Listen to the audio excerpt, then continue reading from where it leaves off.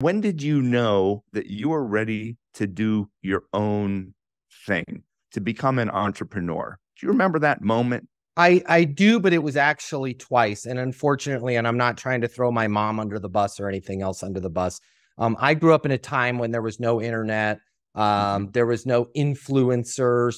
And I did grow up in a time, and I think this is still a little bit like this today, but not so much. Where, as I alluded to before, the general talk track for success was you need to be a doctor or a lawyer. You need to get a real job. And so I started my first company that had success was Quality Publishing, which was the government auction guides in the back Yes. of Car and Driver, Playboy magazine. 16 years old, I was buying ads in Playboy magazine because I knew people that wanted to buy cars on the cheap read that magazine, right? So I sold the government auction guides that were $19.99 in the back of that. This was all going well.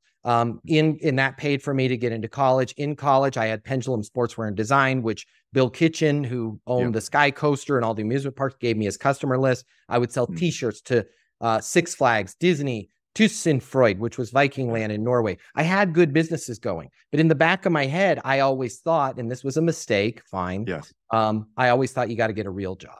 So that's when I graduated college. I sold Pendulum to a company called Golden Squeegee, sold the whole T-shirt business.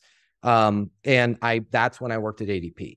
Now you're asking me, when did you figure out? I had already figured out that I could be an entrepreneur. Here's where I started to get really frustrated is the more they put me through corporate training, the more I read a book that they told me to read, the more I was like, 90% of this has to be written by somebody who never had to sell for a living, right? Like a lot of the stuff I was reading, I was like, this is really good in a vacuum, right? Like if we're actually running a car on a racetrack, what they're not accounting for is the other cars rubbing into you, the fact that there's going to be marbles on the road and the heat of the track. Like the stuff, like some of this stuff was like, what stage is your deal in? And I looked at that as somebody who had mentors since 8 years old that were doing huge deals.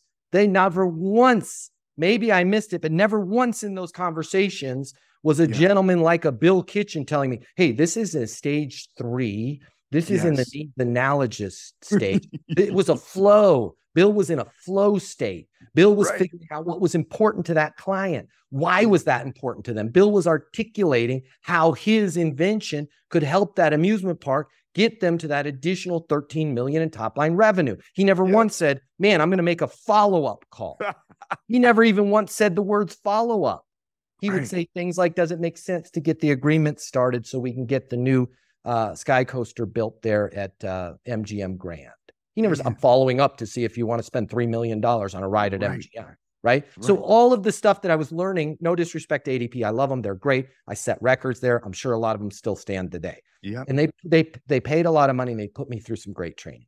But it was about 80-20. I was only using about 20% of their stuff. I was using 80% of my stuff. Okay. Mm-hmm. And what I started to notice was the more I had to lean into other company sales programs, sales coaching, whether internally or externally, the more I felt like I had anchors on.